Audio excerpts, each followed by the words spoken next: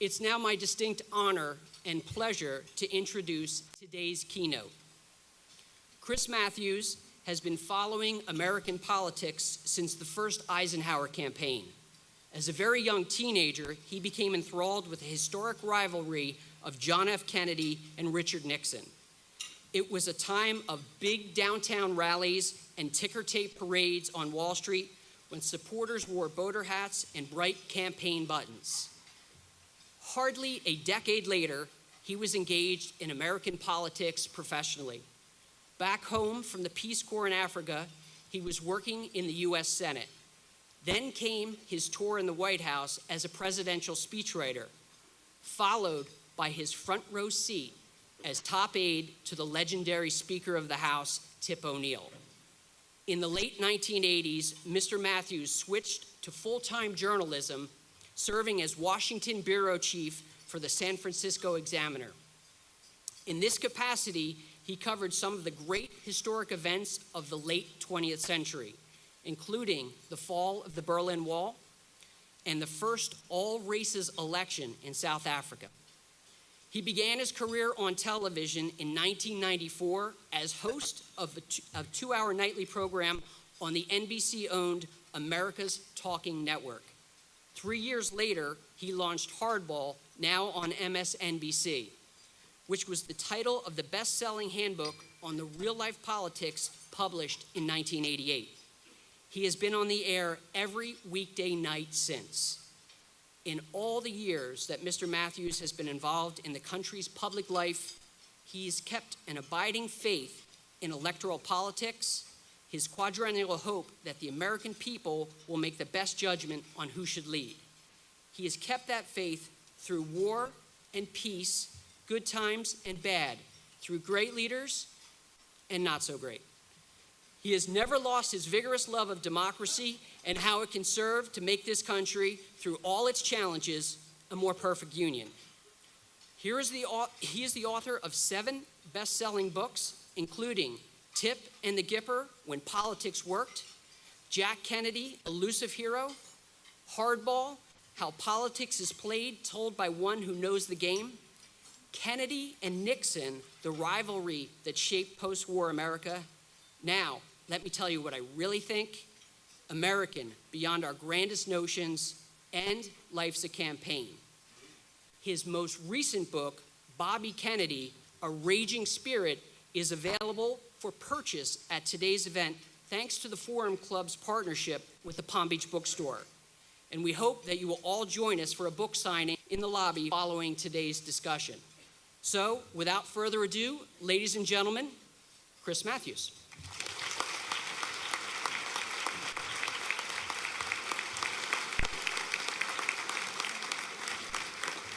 Thank you. Tony, you're great.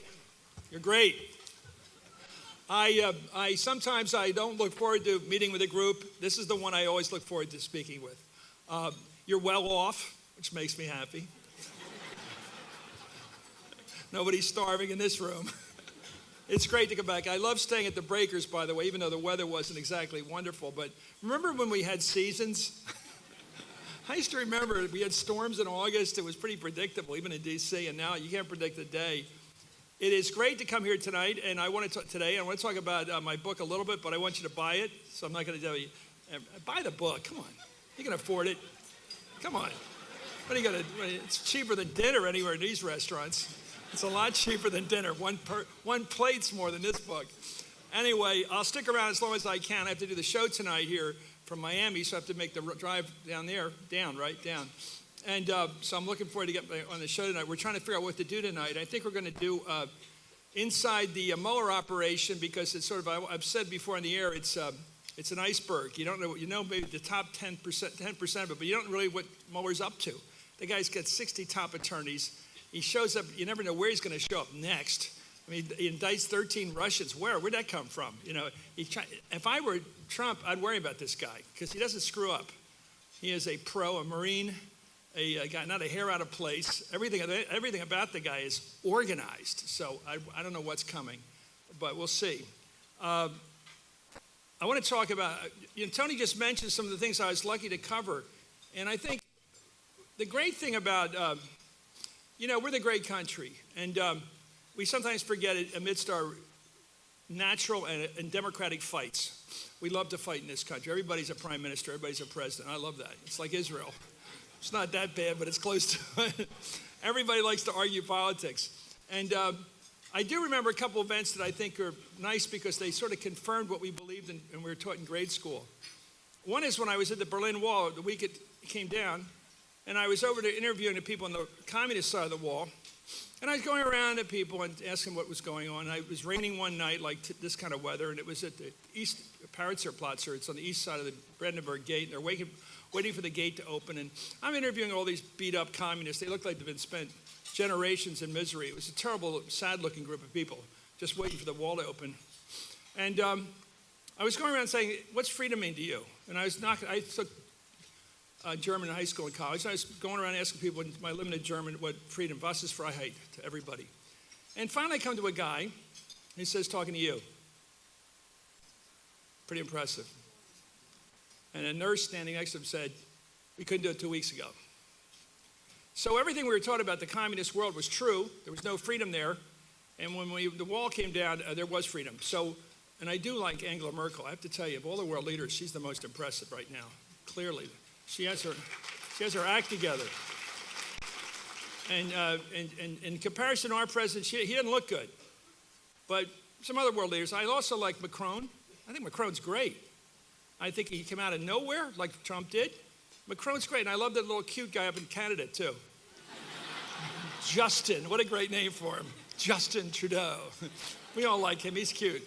And so we got some interesting world leaders out there, and Theresa May, of course, was hanging in there, a very difficult coalition. I want to talk about the anniversary that's coming up in June, the loss of Bobby Kennedy. And I will take all your questions I can, and I think, to me, it's like everybody here, it's almost my demo. You're a little younger than me, I guess, but I would say I can see my demo in the room. I can see my audience. Those of us who've lived through most of this, it's our current time to most of us. I don't think anybody forgets when Kennedy was shot. I was at Holy Cross in Massachusetts at the time, and I was checking my mail, and somebody told me, and I raced over to history class, and he said, "Well, we won't count this cut against you. You can all leave if you want." But a lot of kids stayed. It shows how serious students are. They just stayed in class. And hard to believe that today, but I went over and watched Cronkite the rest of the day. And I remember when Bobby was killed. I was up in Montreal. A friend of mine I knew pretty well was looking for a job because he wanted to leave the country. There were people like that. They wanted to leave the country rather than accept the draft. And so I said, "I'll go up there with the weekend for the weekend." So I'm up there. I turn on the radio about 2 or 3 in the morning. First of all, I tried to watch the big debate between Gene McCarthy and from Los Angeles, because it was the California primary between Bobby and Gene McCarthy, who was the hero to so many of us. And I go into a bar, this friend of mine, and I asked the bartender if he'd turn on the debate. And he said, "You big shot Americans coming in here telling us what to watch." He was watching Lawrence Welk. It wasn't like they had a Canadian show they're watching. One of them. And then 2 or 3 in the morning, I turned on to see who won the California primary, and I heard what I thought was a reprise of Dallas. And a lot of people have had this experience when you turn on, because we didn't know the results till like 2 or 3 in the morning, East Coast time. And a lot of us stayed up or turned on the radio or whatever. In those days, we still listened to the radio because TV didn't stay up all night. And I realized that it was another assassination. And of course, that blew us all away. We couldn't believe it happened again. And the next morning, flying back to Chapel Hill, where I was at grad school, I had a Canadian cab driver, a real nationalist, French-Canadian nationalist. He said, "The giant has stubbed its toe." He was so proud of that line. The giant has stubbed its toe. So here we have this horror affecting our country, and his reaction was Canadian nationalism, which I didn't really like to go for that much. But I remember that. We all remember, I think, what happened when King was killed. Dr. King, I was in the Stacks in graduate school down in the University of North Carolina Library, and I think we all know these memories. And what I want to talk about for just a few minutes is the positive. I've made a point in all my books not to talk about assassinations because there's enough of buffs for that to go around. The conspiracy buffs love those stories, and they have their own problems. In fact, if you ever meet a conspiracy buff, if you want to check him out or her out, just say, "Do you think there was all a conspiracy? Everything? Everything is a conspiracy?" Because they do believe that. If you ask about Bobby, they'll say the same thing about Jack. They believe in all this. I don't believe it. I believe it. Common sense is that these people did what they did. Sirhan killed Kennedy, and Oswald killed Jack. I've been thinking about it, figuring it out for years. And if anyone wants to argue about it, there'll be time in a few minutes. And I'm sure there are a couple of those people here, because there always are. There's always that brain soup in the room somewhere. Come on. This story of Bobby Kennedy is initially and really in the long run about love. And it's odd to hear that from somebody like me who covers politics. It's really about love. There's no other explanation for it. The younger brother loved his older brother. There's absolutely no denying that. Bobby Kennedy, from the time he was a kid, really worshipped his older brother, Jack. And he had lost his most older brother, of course, to the war, and eventually lost his sister Kik to the war, Kathleen. He lost his sister Rosemary because the old man lobotomized her and sent her away, never to be seen again or mentioned again. So he lived in a rough family environment. I'm no fan of Joe Kennedy, by the way, if you read my book. He's the bad guy, and I'll stick to that one. Bobby had to put up with the old man who called him a runt. Imagine telling your kid you're a runt. That was Joe. Bobby, despite all that bad treatment by the old man, he eventually did become his mother's favorite. And most importantly, for the story I want to tell, he loved his older brother, Jack. Jack was just a hero to him. Jack was a hero in the war where he saved his crew after his ship was cut in half. His boat was cut in half by the Japanese destroyer. It's a heroic story in itself about how he swam for 4 hours with a bad back, carrying another guy on his back, the badly burnt engineer, McMahon. It's a true story of how he went from island to island, keeping his crew together. Japanese held island. They all have been tortured. They all knew that. They got caught and killed, of course, slowly. Jack was a hero. And then when he came back, he won the House race for U.S. Congress. And Bobby, initially, all he wanted to do was have his friends for the football team at Harvard come meet his older brother. You got to meet my brother. He takes him out to Hyannisport. He's just thrilled that they got to meet Jack. And then in 1952, Jack was in trouble. He was not going to beat Henry Cabot Lodge. The campaign was going nowhere. And Kenny O'Donnell got Jack to bring Bobby up, and Bobby saved the campaign. Bobby ran it and won it in a way that nobody else could have won the campaign. Bobby was the hero of that campaign. And then again, all throughout his career, Bobby was there for Jack. He was there for him in 1960, got him elected president. He ran that whole campaign, and he was the ruthless one. He was the one that made people do what they're supposed to do. He took the heat. And then in all the fights, the Bay of Pigs happened. That disaster occurred on Jack's watch. First thing he did was call up his brother, Bobby, you got to come home, because he was down speaking in Atlanta. You got to come home, save this. In the Cuban Missile Crisis, it was Bobby that got us through that frightening episode in American and world history. It was Bobby who came up with the idea that we are not going to attack Cuba. We're not going to go in there because all those Russians are there and all those Cubans. We're not going to kill all those people in a bombing raid because that will start who knows what in Berlin. They just take a shot at Berlin like they did against the Hungarians back in 56 when we went and supported the Suez effort, passively supported it. And so Bobby was the one that said, no, we got to find another way around this thing. And Bobby was one who went to his contact in Russia, Georgy Bolshakov, who was working for TASS. He was really a spy. He worked out a deal with him. He said, how about if we take our missiles out of Turkey, our Jupiter missiles out of Turkey? They were not really useful anymore. You take your missiles out of Cuba. Next thing you know, that was the deal. It was all done secretly. He was the one that had to go to Brennan, the Soviet ambassador to the United States. He had to go see him at night and cut the deal. And it was really Bobby all through this thing that did so much. And civil rights, it's the same thing. Bobby was the one that took the heat. And then when Jack was killed, if we all remember what it was like when Kennedy was killed, imagine what his brother what it was like hitting him. It's hard to imagine how two brothers could be so close emotionally and politically and professionally. They were just the same person in many ways. Bobby was the one. That night, I do think about this in religious terms. He was he stayed overnight to be close to his brother, I think, in the Lincoln bedroom.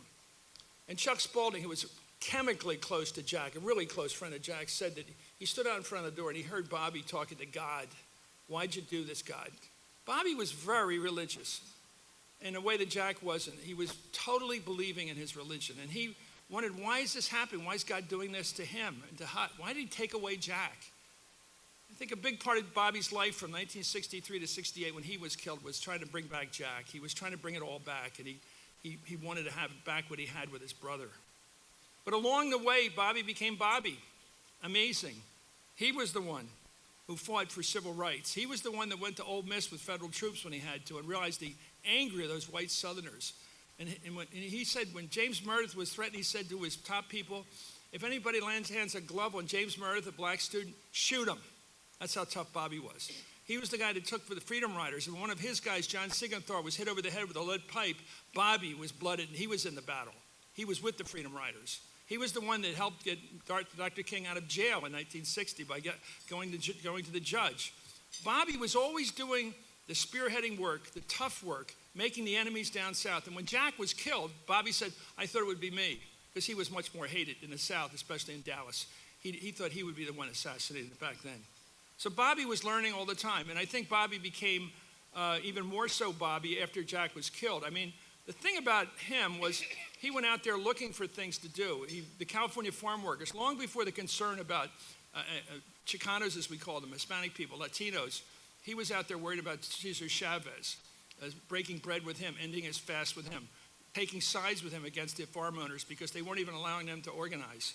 He was the one that went to the Mississippi Delta and saw how black kids were living on they were living on, what do you call that? Sugary stuff. Molasses. They were living on molasses, which is just sugar, just enough to keep walking, but you're dying of malnutrition all the time. And he went down there and found that there's this kind of poverty in this country. And he went back to his family, and they're living well over in McLean, Virginia. And he said to the kids, you do not know how well you have it. He was teaching his family all the time about what the world was about. Bobby ended up being beloved by minorities. But the reason I wanted to write this book is about today. And after I get into the book, it always happens in one of the books, I find a reason for the book that's contemporary. You know, when you go to the movies, I don't care what the movie's about, whether it's set in the 18th, 19th century, or it's about the Korean War. All movies you go to are about today. No, producers don't make movies to sell to some other generation, they make movies for today, so they have to connect with today's audience. And in writing biography, you do it the same way. In the end, you end up writing the book about today. And so what was Bobby good for, and what we lack today? A couple things. When the train drove from New York City, from St. Patrick's Cathedral down to Arlington Cemetery in June of 1968, 50 years ago, the people along the tracks were an interesting mix of Americans that haven't really been together since. African Americans in the big cities, like in Philadelphia, where I'm from, 20,000 people singing the Battle Hymn of the Republic together, spontaneously. Why did they do that? Well, they learned to, unlike a lot of white people like us, they knew the lyrics because they learned them at church, I assume. How the hell they knew all those stanzas? They must have learned it somewhere.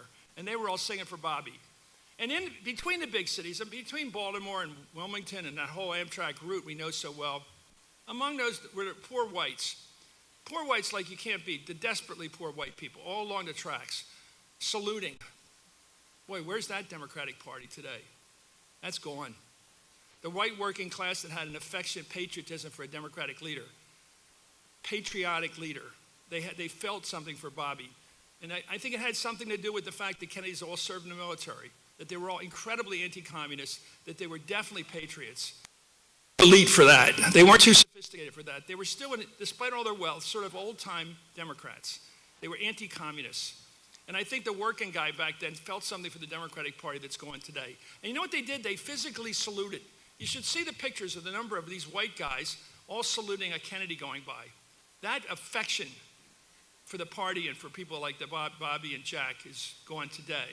And today we have a division in this country between white working class people, poor people, and black people and people of color. It's just a division that's real, and it's been exploitable, and we know how it gets exploited, that division. It works, you might say, most effectively for the conservatives, but not necessarily both sides haven't played that game. They've allowed this country to become divided, especially working people that should be united on economic issues. And they're not, and that's been exploited. Bobby would go to real efforts to try to unite people. He was really good on minority issues, going back to when he fought for Ralph Bunche to speak at UVA Law School. He insisted that he speak to an integrated audience, and he got away with it. He got the president there, Colgate Darden, to approve that. It was Bobby fighting for that. It was Bobby who was opposed to Leonard Feeney, the priest that said there's no salvation outside the Catholic Church. He said, no, I don't believe in that. He wrote a letter to Cushing and raised hell about it. His mother thought Bobby would get excommunicated. Feeney got excommunicated.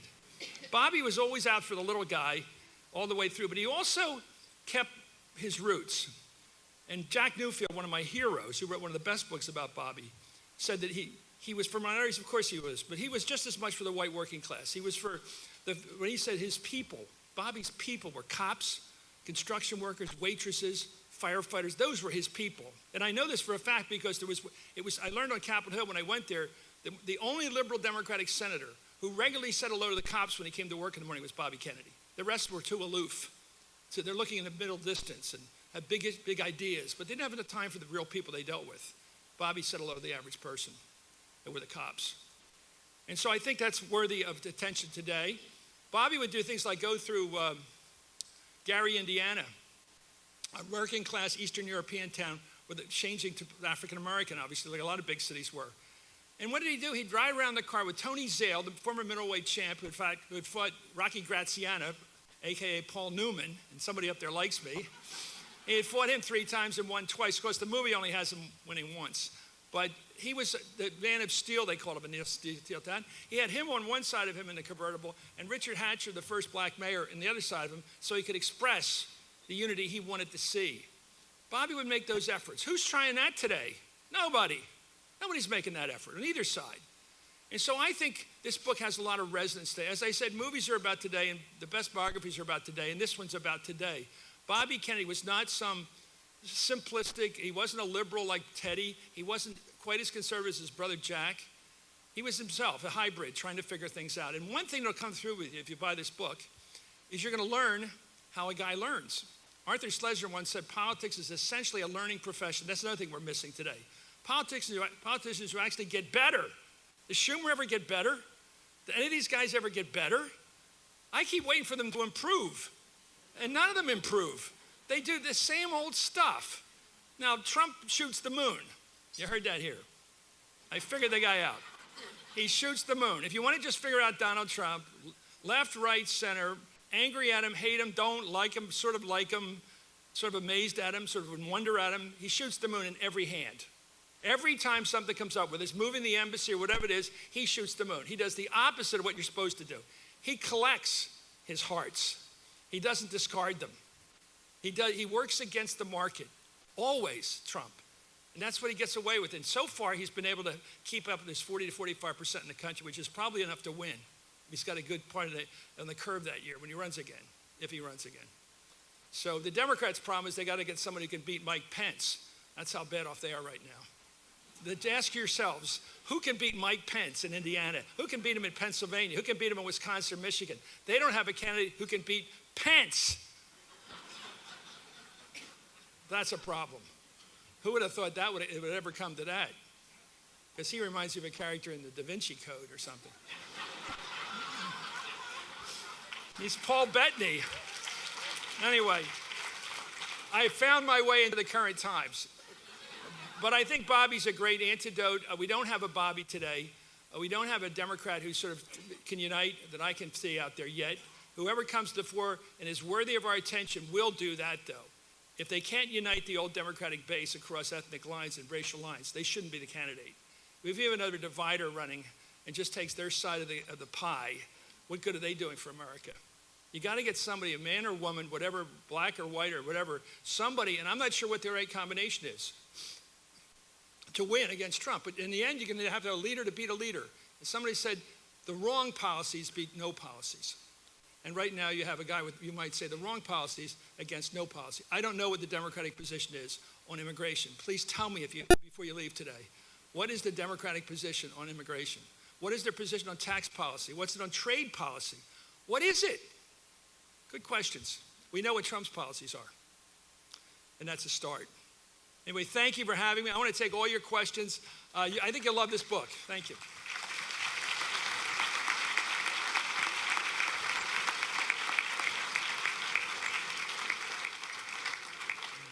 If you have questions for Mr. Matthews, everybody please raise your cards in the air so our volunteers can pick them up. Our first student's ready. Could you please introduce yourself and ask your question? Thank you. Good afternoon, Mr. Matthews. My name is Nathan Galang, and I am from the Palm Beach Central High School debate team. Good for you. No, that's great.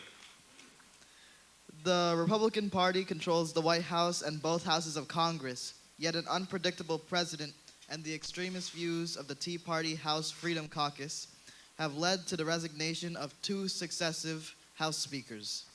Do you believe that the Republican Party can successfully regroup to push their agenda forward?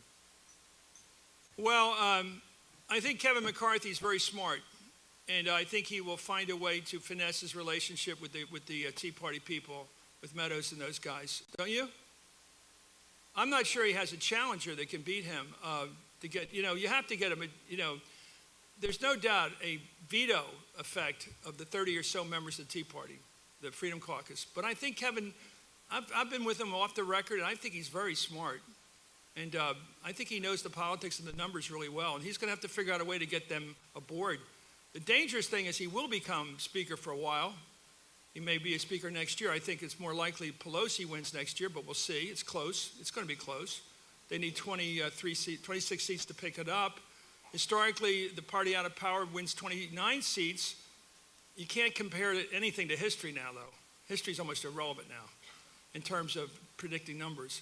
But I'd say the odds are about a little bit more to Nancy Pelosi because there's 20 seats in the Republican Party that are vacated by Republicans. In other words, people aren't running again. And there's another 20 seats that Charlie Cook and his expertise has come up with as toss-ups that are incumbent Republicans. So 40 seats are really in play out there. And I think in places like Pennsylvania, where I grew up, I think the Democrats were going to probably pick up 3 seats because they've redistricted now by the court order. I think the Democrats are probably going to get over 30 seats, but we'll see because they could blow it and Trump could come in strong. And to further answer your question, I think Trump's going to be incredibly effective in Senate races like down here. I think Trump's going to play a point defense. He'll go to Pennsylvania, he'll go to probably Indiana, probably North Dakota, probably Montana, probably down here, probably West Virginia. He will pick up 5 or 6 states where he will spend all his time like he did in his teen. And that's where he has the most power. When he goes into an area, picks out where he wants to fight, like he did against Hillary in Pennsylvania, Wisconsin, Michigan. He knew where to go. And people like it when you show up. So I'm watching that. So to answer your question, I think McCarthy's a hell of a leader compared to what we've had. But, they've all ended up buckling to that 30 people. And unfortunately, those 30 people will probably be in safe districts. And they'll probably be back. But, you asked the right question. And my answer is bet on McCarthy. Thank you. If the second student would please introduce yourself and ask your question. Oh, hi, I'm Bennett Ike. I'm from Wellington Debate High School. Congratulations to you as well. Thank you. Okay, so a federal judge recently ordered President Trump to reinstate DACA with the caveat that the administration come up with a better reason for ending the program within 90 days. Do you believe DACA will be overturned, or is it here to stay? I think it's politically popular, and therefore Trump will probably end up trying to deal with it. If he's smart, he'll get something for it, but I think he'll back DACA in the end. That's what I think, because I think it's the smart move. Politically, even if you're really concerned about illegal immigration, which many Americans are, I don't think they want to go after the kids. I don't think it feels right. Politically, Trump is not stupid. No one can say that. Not stupid politically. So, Chris, we have a number of questions from the audience, several about the book and several about your show and today's Times. Sure. The first one is, what is the difference in scrutiny between the current POTUS family and the Kennedys regarding members in high government positions? Which family? Well, the Trump family and Well, the Kennedy family. I think you're thinking about Jared Kushner, the expert on prison reform. Well, maybe he'll need it. Who knows? I'm seriously, the difference between Bobby Kennedy, who had ran his brother's campaign in 1952, led and actually created the Rackets Committee, went after the mob in 57 to 60, and actually went after Giancana and all those really horrible bad guys. He led that fight, not J. Edgar Hoover. He had a serious track record in government going into the presidency of Jack Kennedy. And even then they had concerns about nepotism. So I understand the concern. Jared Kushner's not Bobby Kennedy.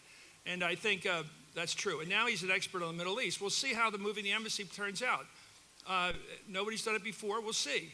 I think we're going to know by tonight how bad it's going to go. We don't know. There's also the fight on the Gaza, the border, where I take the Israeli side 100%.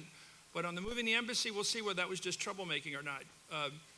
And I think Jared was behind that, and Adelson. I think they were pushing the president. I don't think he gives 5 seconds thought to it. So we'll see. But nepotism is a concern. I do believe that. Generally, the worst thing you do is put a family member in any position in your enterprise, because then the other people around know they can't really fight with that person. That person becomes a sacred cow. And it's a disaster in terms of any enterprise to have people in it who are not carrying their load. They're just there because of their relation to you. And I think that's a problem. And I think we should probably generally avoid nepotism. In the old days, by the way, nepotism came from the term for popes who had kids, who referred to their kids as nieces or nephews. But they were their kids. That's where nepotism comes from. I'm sure the Protestants love to hear this stuff.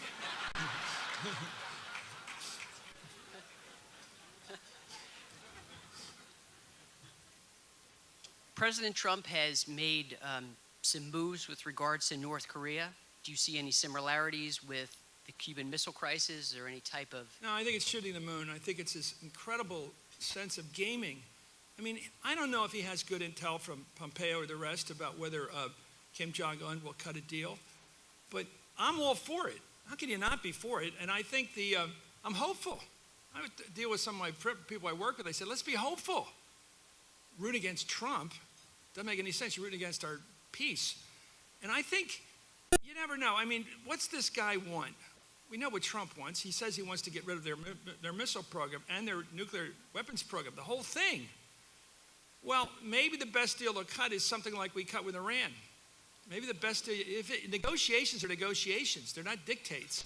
You don't tell the guy to get rid of his missiles. I mean, our threat is economic and long term. And I mean, I'd like to dream that this character wants to join the world community of nations.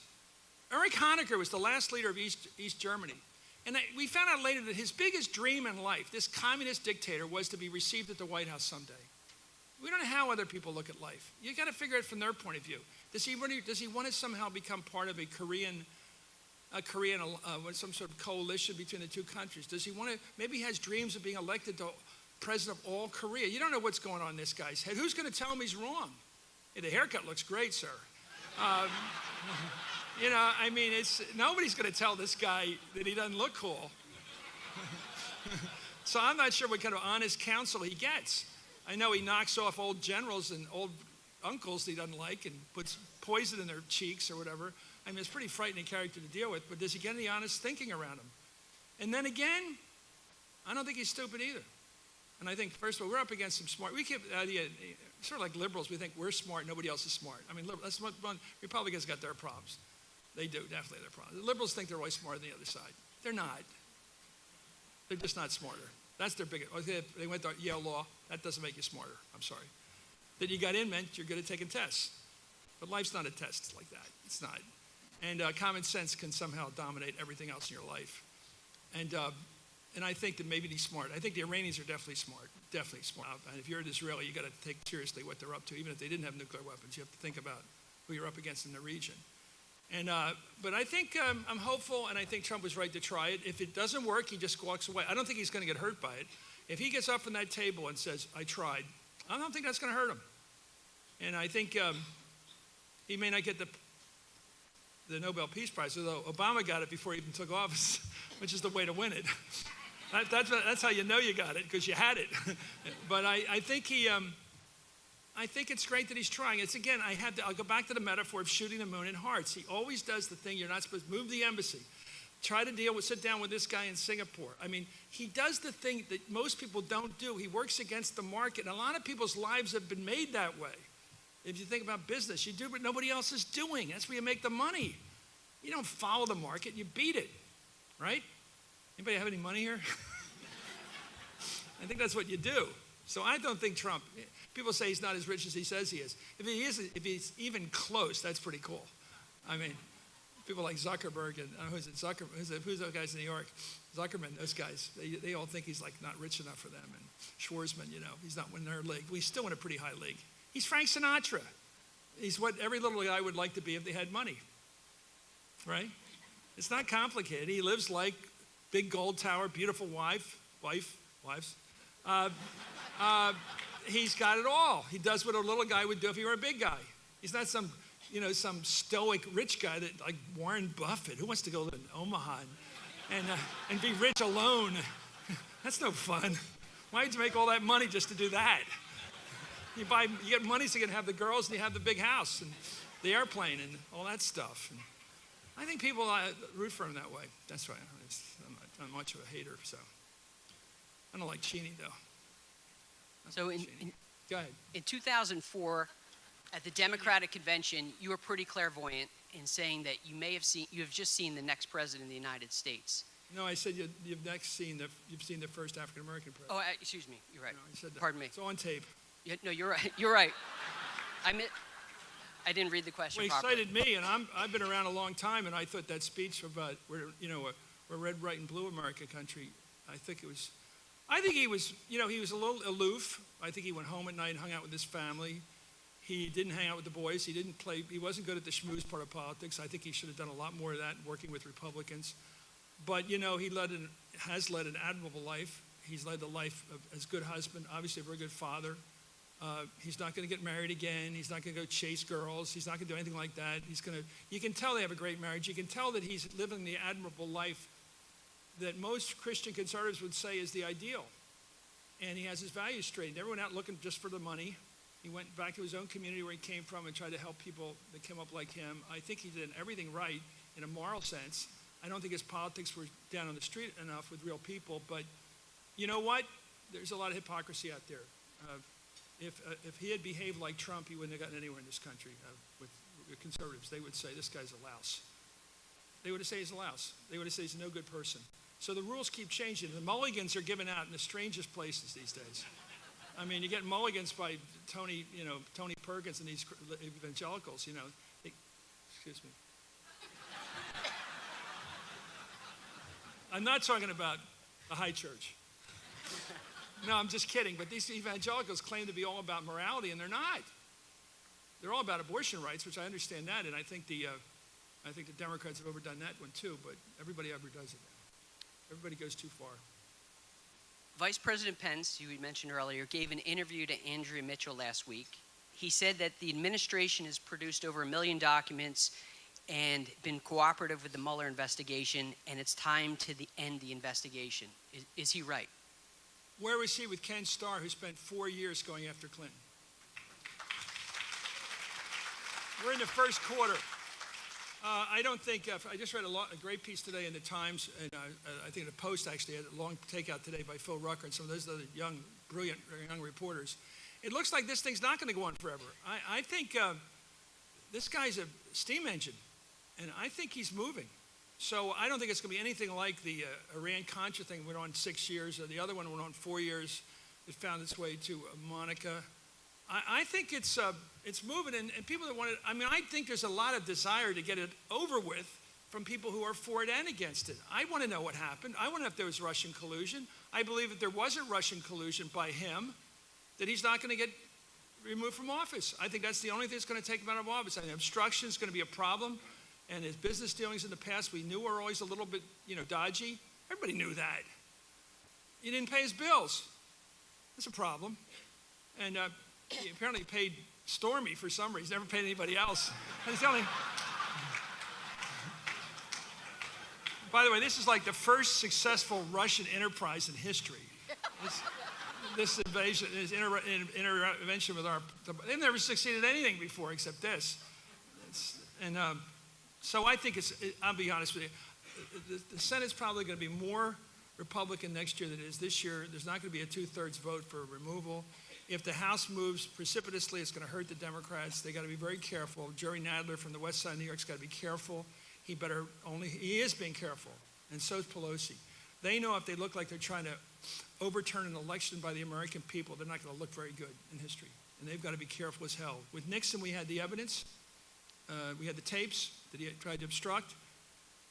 If you have evidence like that, the American people do have a turn of mind, but right now, I think it's not going to happen, but it could be really, one of the senators, Democratic senators, think Trump may decide not to run again because it's just so messy. But I don't know. It's 3 years from now. 3 years from now.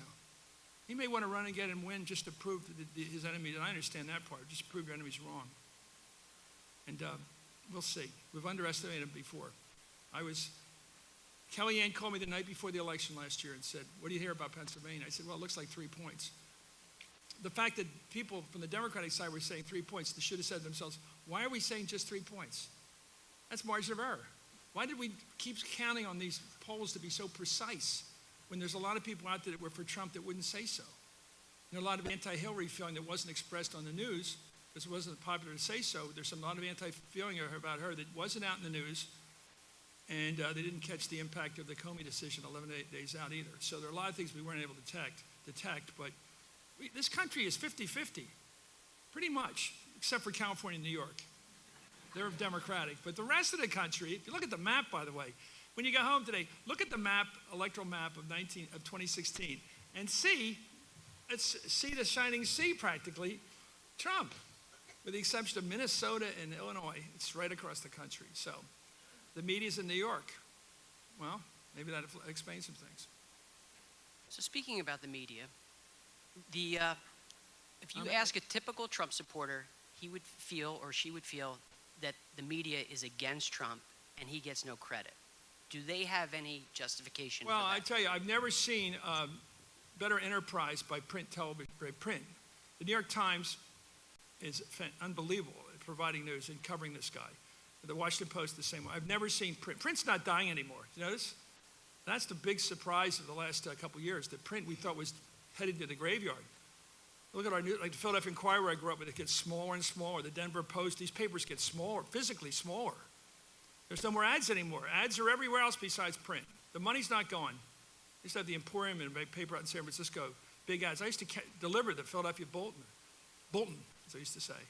And I used to deliver it on Tuesdays because Wednesday was shopping day downtown in Philadelphia. Imagine how old that is. Everybody would go downtown in Philly to buy their stuff, and it was the newspaper was like this. I had to do two loads on my bike. I had to go back and get the second load. That's gone. People don't go downtown to shop anymore. They don't go back to the big department stores like Wanamaker's. These are like ancient history to most people. What's that? You go to the mall. So we were just out at the mall with my kids and grandkids this week. Everybody's at the mall. And so that's all different. So the newspapers don't have the money. But I think what's really driving Trump crazy is New York Times has put everything it's got into the street. Everybody's out there digging up stuff on him. And the same with the Washington Post. They are in big competition to catch him.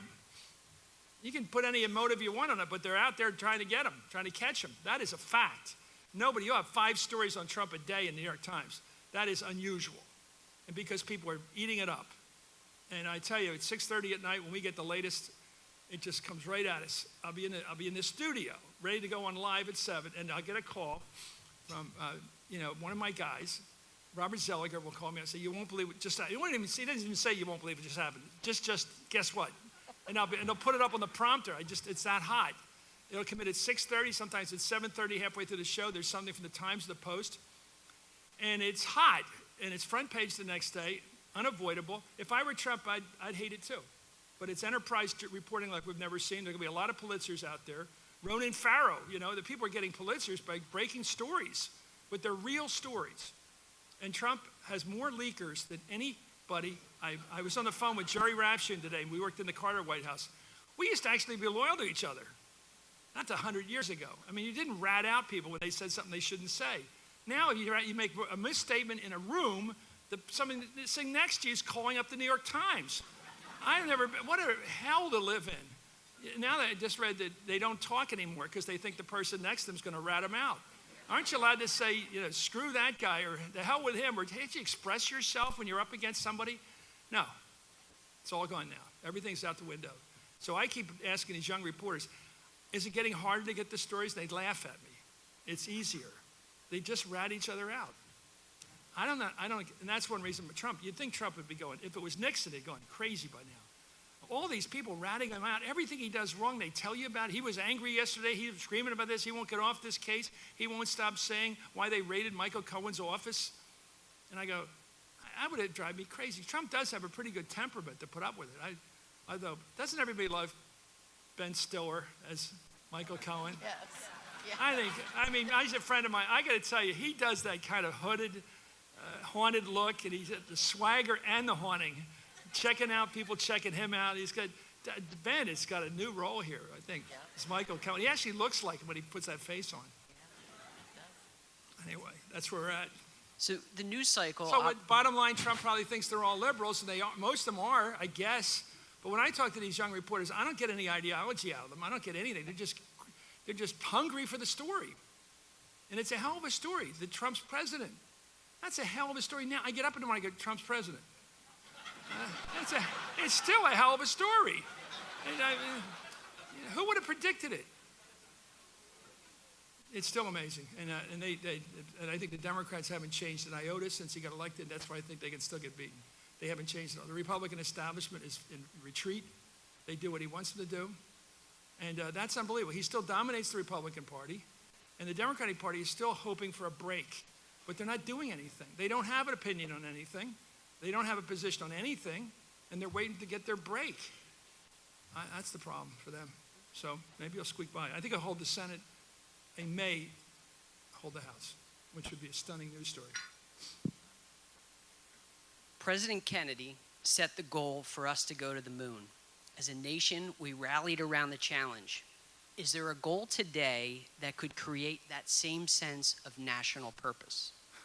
Yeah, but that nobody will do it. What's the biggest problem in America today?